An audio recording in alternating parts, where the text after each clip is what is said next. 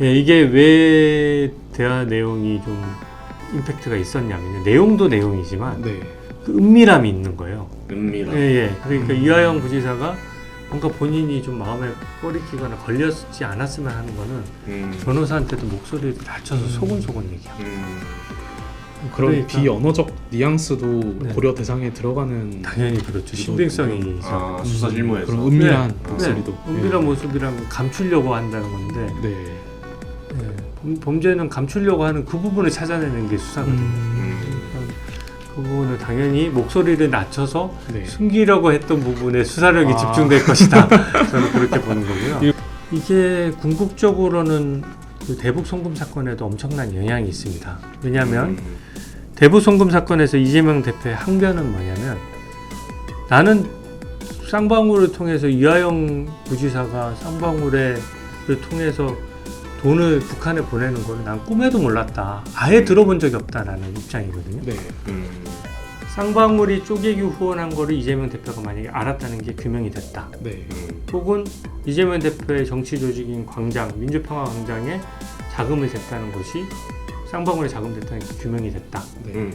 그러면은 쌍방울과의 단순히 전화 한 통 한 게 아니라 긍정적인 연결점이 나와버리는 거예요. 그러면은 더 이상 나 쌍방울 저쪽은 난 모르는데 그렇게 할 수. 나는 김성태랑은 일면식도 없어. 물론 얼굴은 안 봤을 수 있죠. 하지만 돈을 지원받는 순간 쌍방울한테 돈도 직접 지원받았는데 쌍방울이 북한에 돈 주는 거 몰랐을까요? 이런 명제가 성립하는 겁니다. 그래서 이 사건은 별개의 이화영 부지사의 추가 혐의가 늘어나서 형이 더 늘어나는 측면도 있지만 그것보다 더욱 중요한 것은 이 사건의 구조 같은 거거든요. 그래서 이쪽 구조가 규명이 되면 여기서 이재명 대표가 허위 진술을 했는지 여부도 같이 규명이 될 것이다. 이렇게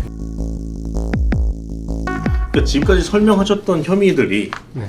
그 공개하신 녹취에 있는 워딩을 통해서 워딩이 그 근거가 되는 건가요? 그렇습니다. 제가 수사기관이라고 하더라도 그 녹취를 입수했을 때 네. 수사 단서가 돼서 그 내용을 가지고 뭔가 수사를 진행하더라도 구체적인 범죄 단서가 있다라고 판단될 정도인 네. 거죠. 이거는 그리고 더더군다나 대화 내용이 누군가 자기들끼리 은밀하게 한 대화가 지금 제출이 되다 보니까 네. 네.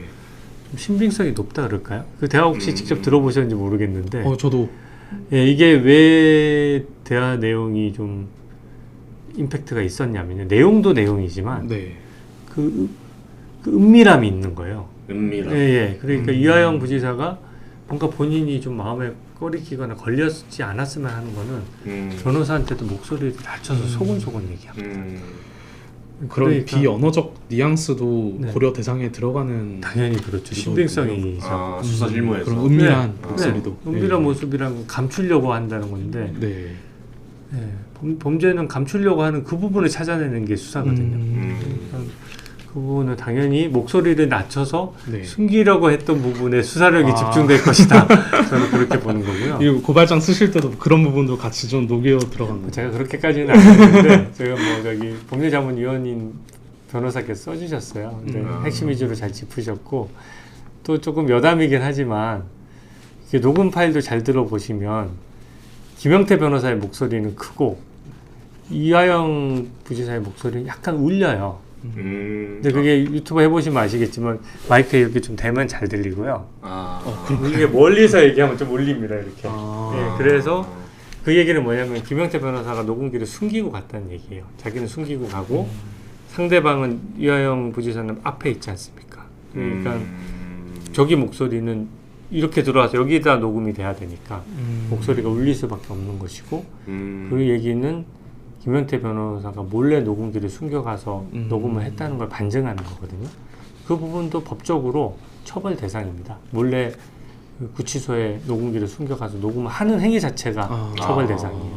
그런데 그거는 뭐 이제 변호사 윤리 문제이기도 하고 제가 법사위에서 그것까지 고발하기는 좀 그래서 고발 사실은 뺐는데 이번에 법사위 질문하다 보니까 시민단체에서 또 고발한 사람이 있나 봐요. 저보다 더 법적으로 전문가들이 많아가지고 그래서 그 부분도 아마 같이 수사가 이루어질 것으로 저는 생각합니다. 네.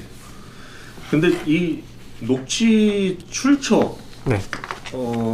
녹취를 어떻게 얻었냐? 네. 이거 가지고 이제 민주당에서 공세가 좀 상당한데 네네. 이거에 대해서 좀 어떤 입장이신가요? 저 이제 제 입장 먼저 딱 설명드리고 상황을 말씀드리면 저는 이미 제가 정치인으로서 공식적으로 발표를 했습니다. 검찰은 아니다. 출처가 아니라고 제가 분명히 얘기를 한 거예요. 그리고 네. 그렇게 한 이유는 원래는 출처를 의원이 법사위 과정에서 뭔가 기자분이라서 잘 아시겠지만 기자 보고 취재원 까라는 거랑 비슷한 거거든요. 그런 네. 말씀 많이 하더라고요. 네, 예, 그거는 솔직히 말이 안 되죠. 민주당은 한 번도 그렇게 공개한 적이 없잖아요. 제보라고 하는 거는 뭔가 이 상황에 대해서 정말 문제라고 생각하는 사람이 네. 몰래 하는 게 제보지 않습니까? 근데 그 제보 출처를 밝히라고 하는 거는 솔직히 우스운 얘기죠. 그리고 저는 그냥 출처를 아예 안 밝히겠다고 하는 게 원칙인데 네. 네. 그러면 또 검찰이기 때문에 못 밝히니 어쩌겠니 할까봐 제가 제 이름 걸고 검찰 아니다라고 딱 선을 그어준 겁니다. 그래서 내가 검찰이라고 생각하면 증거를 대든지 본인 이름 걸고 법사위 밖에 나와서 면책특권 뒤에 숨지 말고 그렇게 자신 있으면 얘기를 하라. 나도 법적 조치를 하겠다라고까지 한 거거든요. 그래서 저는 검찰이 출처가 아니라는 점을 명백히 했고요. 네. 이게 좀 재밌다고 하면 그런데 좀 상징적인 장면인 것이 이 법사위에서 그 녹음 파일을 틀었을 때 진짜 정적이 흘렀어요. 그때 계셨는지 모르겠는데 이 녹음 파일에 좀 파괴력이 좀 있잖아요. 그리고 그 대화가 너무 은밀하다 보니까 네. 보통 법사위가 좀 시끌시끌한데 그렇죠. 정적이 들어온 사람 조용한 거예요. 많고. 조용하고 그 다 귀를 기울여 들었단 말이에요. 그래서 저는 이하영 증인이 이제 어떻게 반응하나 딱 저는 보고 있었죠. 근데 일단 엄청 당황했고 네. 근데 그게 한 3, 4분 뒤에 이제 본인 발언 시간에 됐는데 겨우 나온 답변이 검찰에서 받으셨죠였어요. 제 입장에서는 그 녹취록 내용에 대한 그게 만약에 김성태 회장이 가짜로 지어낸 말이고 본인이 이게 수사 단서도 아니고 범죄와 전혀 상관없으면 그 내용에 대해서 줄줄줄줄 할 얘기가 많았을 거예요. 네. 근데 결국 고작 한다는 얘기가 검사 출신이니까 검찰에서 받았죠? 마치 검찰이 언론 플레이 한다는 그 단순한 프레임. 그것만 가지고 공격한 거니까 저는 그런 공격은 칼끝이 무디다 이거죠. 이미 제 그 녹취록은 오마이뉴스도 시컷 보도를 했고 네. 그럼 오마이뉴스는 어디서 받았는데요? 그리고 제 바로 옆에 앉아 있는 이제 박은정 의원께서도 네. 그 녹취록을 갖고 녹음 파일을 가지고 계세요. 그러니까 그럼 그분도 검사 출신이거든요. 네. 그분은 어디서 받았는데요? 그러니까 그런 단순한 반박이 가능하고 저는 출처를 따져 묻는 것은 내용에 대해서 할 말이 없기 때문이다. 이렇게 딱 한 줄로 정리를 하고 싶습니다. 할 말이 없기 때문이다. 네. 네. 그 이번 녹취 기반으로 이제 고발하신 건 있잖아요. 네. 이게 이제 재판까지 가면은 이재명 대표한테는 얼마나 타격이 있을 거라고 보세요? 저는 이제 정치인이 말한다고 해서 검찰이 거기에 얽매여서 수사를 하고 말고 해서는 안 된다고 생각합니다. 그건 기본적인 전제인데 네. 객관적으로 봤을 때 이거는 구체적인 범죄 단서가 나온 거예요. 아까 말씀드렸다시피 숨기고자 하는 영역이 있는 것이고 내용도 구체적이에요. 네. 광장이란 조직에 돈 댔다, 쪼개기 후원했다, 네. 변호사비 대납했다, 구체적인 액수가 나왔다. 이런 것들이 전부 다 구체성 있는 거라서 네. 저는 고발하면 검찰의 수사에 착수할 것이라고 생각하고요. 네. 이게 궁극적으로는 그 대북 송금 사건에도 엄청난 영향이 있습니다. 왜냐하면 대북 송금 사건에서 이재명 대표의 항변은 뭐냐면 나는 쌍방울을 통해서 이하영 부지사가 쌍방울을 통해서 돈을 북한에 보내는 걸 난 꿈에도 몰랐다. 아예 들어본 적이 없다라는 입장이거든요. 네. 근데 지금 김성태 회장은 중간에 이재명 대표랑 이하영 지사가 전화를 연결시켜줘서 통화를 했다라고까지 증언을 했고 이하영 부지사는 지금 번복되긴 했지만 미리 이재명 대표한테 다 보고했다라고 여러 차례 검찰에서 진술하고 조서에 사인도 했어요. 근데 이제 와서는 그 조서가 증거 능력이 부여될까봐 나 검사한테 해유당해서 한 거라서 나 이거 아니야. 사실은 나는 보고 안 했어라고 하는데 한번 생각해 보십시오. 이 구조적으로 부지사가 북한의 방북을 성사시킨다는 것은 가장 자기의 가장 큰 치적이에요. 당연히 예. 평화부지사인데. 네, 당연히 도지사한테 돈이 건너가기 전에 제가 이런 거 하고 있습니다라고 보고하는 게 일반적이고요. 네.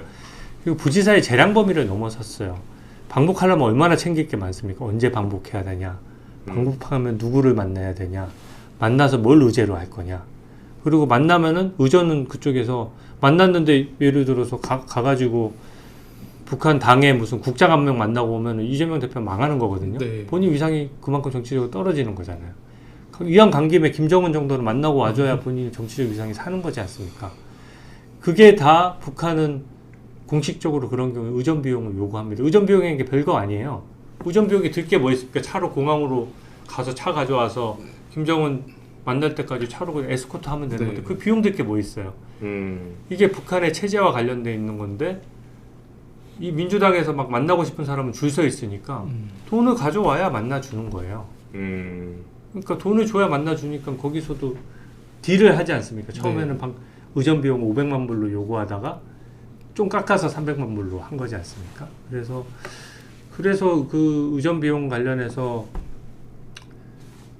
판단하거나 이렇게 할 부분들이 너무나 많기 때문에 그거를 돈 부분만 쏙 빼고 부지사가 이재명 경기도지사한테 그 중요한 이슈를 돈이나 이런 부분을 싹 빼고 나머지만 보고했다? 저는 그거는 말이 안 된다고 생각합니다. 근데 제가 좀 얘기가 돌아갔는데 구조적으로도 이게 지금 이재명 대표가 알았을 수밖에 없는 구조기도 한데 본인이 아니라고 하지 않습니까? 네. 근데 쌍방울이 쪼개기 후원한 거를 이재명 대표가 만약에 알았다는 게 규명이 됐다. 네. 혹은 이재명 대표의 정치 조직인 광장, 민주평화광장에 자금을 댔다는 것이 쌍방울에 자금됐다는 게 규명이 됐다. 네. 그러면은 쌍방울과의 단순히 전화 한 통 한 게 아니라 금전적인 연결점이 나와버리는 거예요. 그러면은 더 이상 나 쌍방울 저쪽은 난 모르는데 그렇게 할 수. 나는 김성태랑은 일면식도 없어. 물론 얼굴은 안 봤을 수 있죠. 하지만 돈을 지원받는 순간 쌍방울한테 돈도 직접 지원받았는데 쌍방울이 북한에 돈 주는 거 몰랐을까요? 이런 명제가 성립하는 겁니다. 그래서 이 사건은 별개의 이화영 부지사의 추가 혐의가 늘어나서 형이 더 늘어나는 측면도 있지만 그것보다 더욱 중요한 것은 이 사건의 구조 같은 거거든요. 그래서 이쪽 구조가 규명이 되면 여기서 이재명 대표가 허위 진술을 했는지 여부도 같이 규명이 될 것이다. 이렇게 생각합니다. 만약 이게 사실이라면 그런 나머지 것들의 증거도 보강되는 거예요. 기존에 기소돼 있던 재판의 증거들도 새로운 수사에서 새로운 팩트가 나오면 그 부분도 증거가 보완되기 때문에 양쪽 다 유죄날 가능성이 같이 올라가는 겁니다. 상당히 의미가 있죠. 알겠습니다. 저기 시간 관계상 그 서상혁 기자가 판단하에 몇 가지 건너뛰고 좀 질문을 해주시겠어요? 이게 몇 분짜리였어요? 제가 말을 너무